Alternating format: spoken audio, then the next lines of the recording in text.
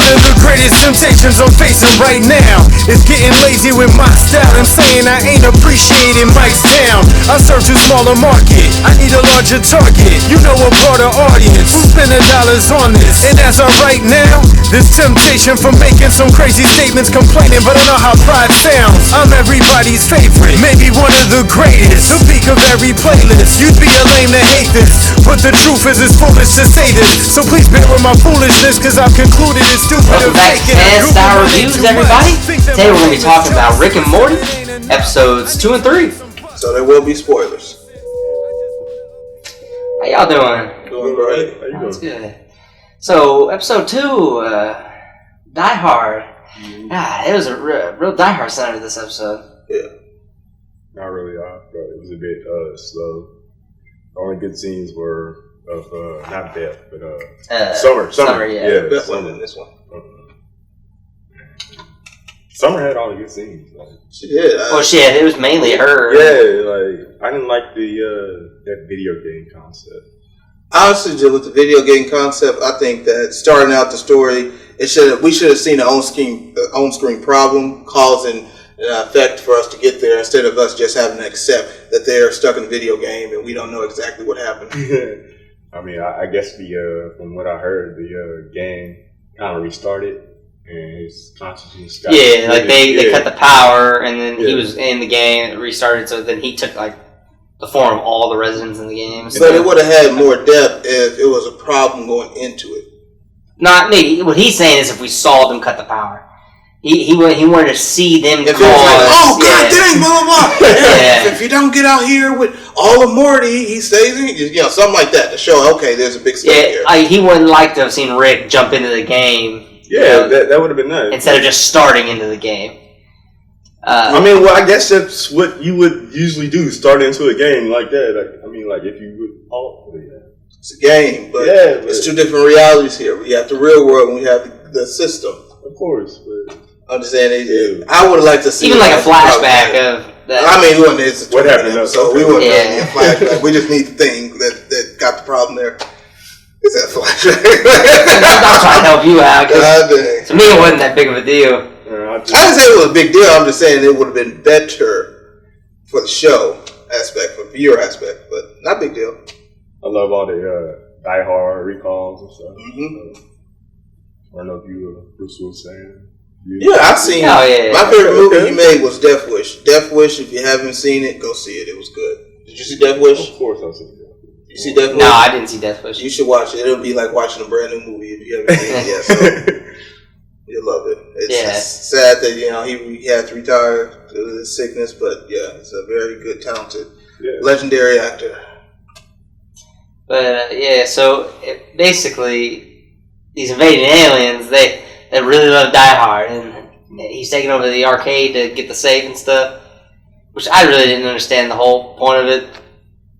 I mean, because the guy said, we don't have a safe. So what were they there for? What were they after?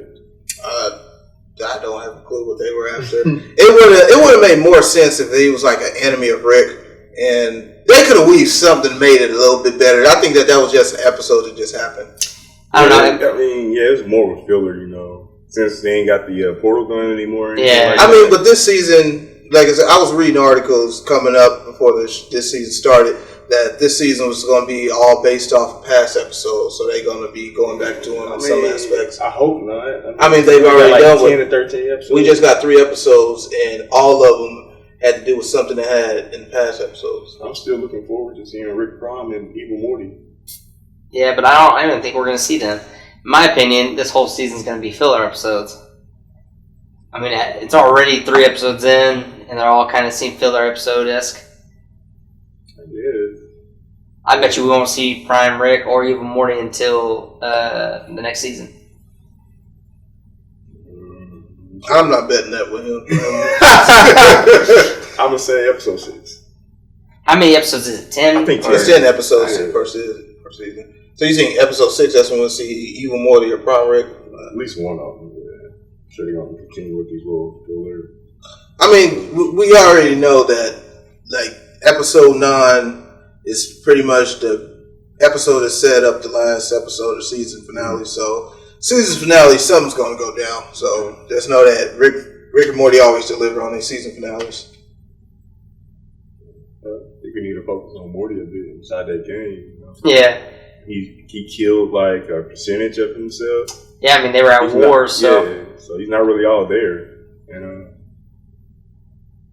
how is that going to affect him outside of the game? I mean, well, I guess we kind of see it in the next episode.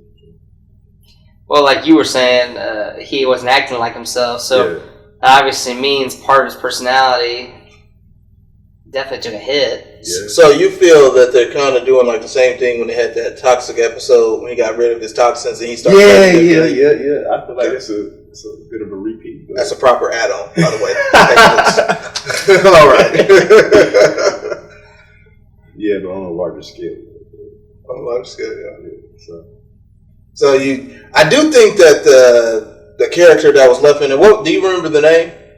Marta. Yeah, that's the video game name. I do think she's going to be a character, in the future that'll be used. Somehow she'll get out the game and have a body in the real world and stuff, or something like that. Because I don't think that they put character development and then just put the whole she gets to stay in the game. Yeah, shove her away and they're gonna make a recall. They always do.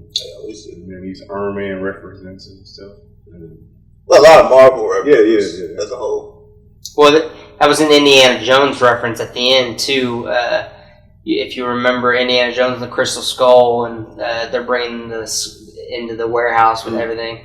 And I know you don't want to hear this, but that whole episode is basically a Matrix reference. God, I said it. The Matrix is jacked up in the system. I mean, yeah, that's true. Somewhat. I mean, I love the Matrix, so. Oh yeah, I mean, I didn't like this last installment. Yeah. I know both of y'all didn't. I did, but we don't keep it over Rick and Morty. It's kind of takes the similarities. But yeah, there was definitely a lot of flashbacks to other movies and stuff like that. Also, it was nice to have Peter Dinklage voice one of the characters. I like when they bring famous. Pretty much everybody famous that work on film. I like when they bring like high level actors to the show to voice on stuff. That's great. But let's go ahead and move on to episode 3, unless you guys. All right, y'all done with 2 already? I mean, wasn't really much. Yeah, Summer had all the best scenes with the Die Hard references and stuff, and running around killing all the aliens. Okay. I mean, you got anything else to add, Jamil? I'm just saying. I mean, that was a quick. Then Rick not telling Morty he loves him and stuff. So tell him to the robot, which was really him inadvertently not saying it. But yeah. So I mean, I felt like that was mostly more of the story. All right, let's move on to 3. Yeah. Okay. Start off, Oscar. It's Thanksgiving. Remember, it's Thanksgiving. It's Thanksgiving. All right. Everybody sitting down having a family meal. Space Beth, Space Mom is back. Yes. She got more video game from space. We also have the reference of when Rick and Morty turn into turkeys, because he did the usual thing where he has the president pardon him as a turkey. Every year, yeah. So that's funny. What else? We have the hyper-realistic video game. Okay. Where he's playing asteroid shooting. And, what else up, Frank? Well, yeah, we're going through it. And then they obviously, which I called from the beginning, Beth was going to fall in love with herself. It seemed kind of lazy writing, though, because, that was obvious that they were falling in love with each other from the beginning. I mean, but who wouldn't fall in love? Very predictable. He said who? He said... You mean the way that Beth was, though? Yeah, a real Beth and a clone Beth. So, real Oscar. Real Oscar meets clone Oscar. What do they do with each other? I don't think I want to say that out loud. But it seemed like they were bringing Jerry back to season 2 Jerry. The kind of pathetic, whiny Jerry. Which I think he hasn't really been that Jerry. I didn't like that about Jerry. He's going to kill himself. Yeah. He hasn't been talking like that for a while, I feel like. He did it unnecessarily, but I think that Space Beth has just been like the more dominant, more masculine leader of the family character when she's around. Because she's the real Beth. Is she the real Beth though? Because they were hopping around it when they were telling their jokes, so we don't fully know. Okay. I think she's the fake Beth. I think she's the real one. Because she. Go ahead. Well, she has. No, you're fine. She has transformed herself into basically a robot. Mm-hmm. So would the real Beth turn herself into a robot? Well, the real Beth, they were saying how she has all these similarities to Rick. And Rick is part robot too, and some of the stuff that he has in himself. So, and plus, he's been tinkering with the family. You already see that Jerry turns into a little roly poly. Yeah. And then she modeled a lot of the things about herself, especially Space Beth, after Rick. So, yeah, I'm thinking that if I had to guess, I'm going to agree with Oscar. I think that Space Beth is a real Beth. Yeah. But we don't fully know yet. Yes, I love how Summer just catches both her moms. Summer is top tier character this season so far. I mean, first episode she had the Wolverine claws. Second episode she was basically the whole episode. Yeah, she's been badass. She's the MVP of the season. She's always the one. Even before this season, she's always the one to save Rick whenever something goes down. That she's the one that he can depend on. Or even more than Morty at times. Morty is more just his sidekick. Yeah, but he said he tinkers with Morty, so I'm wondering if Summer wasn't there to help, if Morty would turn into like a robot or something and like take down whatever threat was coming towards him. I mean, I'd say in the series we've seen like Morty do things like when he had the crystal in his head at one time. And he was we got these concepts of Morty actually having different personalities and being a more dominant character on the show, opposed to him just being a kid. So, also, I love how Rick knew what Beth was up to. His daughter was up to. When I be watching this show, I feel that Rick knows everything that's gonna happen. I mean, he's been to how many universes and how many counterparts of himself have he met? Mm-hmm. So he already knew what they was up to. So that was pretty funny. And then this is the Rick that's going to fix the portal gun problem. Why is it taking us so long to fix the portal gun? If all he had to do was flip the switch and then the portal fluid was going to be okay. It's not fixed yet, though. I know, but he said all I have to do is flip the switch and the portal fluid would be okay. Yeah. Instead of doing portal travelers, just do the fluid this time. But every time he got to remix the formula or something. He got to fix it. Every time a Rick or Morty goes into the portal, they die. That's what it says. I mean, you saw it happen. Yeah. At the end of last season. Even on this season, when Morty tried to use a little creature came out of it. Mm-hmm. So, portal travel is down. I think it won't be back up to towards the end. We might see it in the last episode, which is kind of like forcing us as a viewer to try to see things in a different way. And then the creators, they got to be a little bit more artistic than just boom, boom, boom, I'm traveling here, I'm traveling here. Yeah. Which at the end, when Jerry and both the Beths were making love, and all of them were just sitting at the table listening to this, why didn't they just get in his ship and leave? They still had the ship. They're all sitting there listening to their parents make love. Get into Rick's ship? Yeah, Well, Space Beth's ship was blocking the way, so they had to go, hey. Oh, yeah. Can you stop what you're doing? That would stop. Oh, should they take her ship? They could. Okay. I just love how they were so into this hyper-realistic game and stuff when they saw their... Yeah, Street Fighter where you don't know if you're actually going to meet the opponent. But then even Beth, both Beths, they went into some simulation. Did you see that? They grew old. They were that close to each other that they grew old with each other. Like, oh, God. And it's holodeck. Yeah. I don't think they did, though. They didn't show us any of it. No, they got old. They definitely got old, but they just showed us the end. But it's a simulation, so... Yeah, they were wearing the helmet, not the helmets, the headbands that were making them old and stuff. Mm-hmm. Very interesting episode, though. Yeah. To see Beth and herself make out with one another. And then Jerry at the end. Yeah. Which is really awkward, They say you can't come in here without being dropped off. God dang. You just see what it is. This is a Jerry shot. Jerry. Was that? I was gonna say our Jerry, but was that? Which Jerry was that? I mean, I guess I'm assuming that the main Jerry was the one who went there trying to play with Jerry. I would have to say we would assume it's the main Jerry. And then he found a stray Jerry. And Also, at the end of this episode, Rick takes the wine that they were drinking, hits a button that opens the window in like a shelving space, puts it in there, and then drops the remote down the drain. I forgot and what hits they the said disposal. it makes you do to him. It did something to him. Yeah.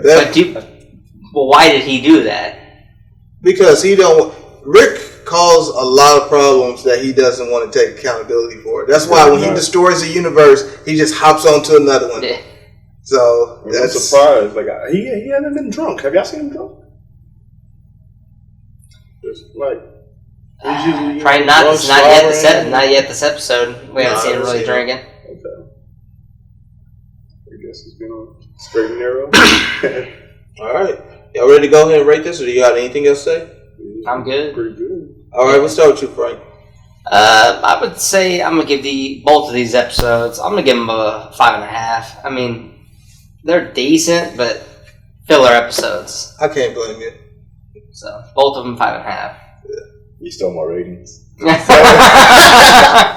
gonna go with the same 5.5. You know, slow, still kind of cool. You know, like we said, summer is the real MVP series right now. So okay, I'm going to go with 6s on both. I think that these were decent episodes, but I think that some of the stuff that they're doing, it's not really exciting like the other past Rick and Morty episodes. They're always funny. They're all funny, but the excitement part isn't, it's kind of lacking there. Like, it wasn't exciting to see Rick and Morty in a video game and Rick, not knowing. And now they has a problem going into it where that was the issue that they had to solve before the episode was over. Maybe that would have changed things from my perspective. But yeah, 6s on both for those for me. Alrighty.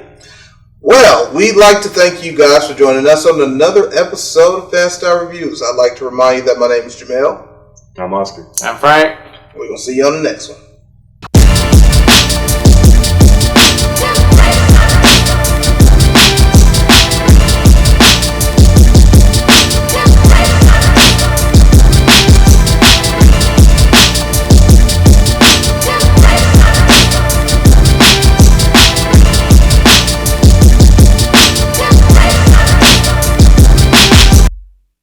If you like that video, don't forget to like, share, and subscribe.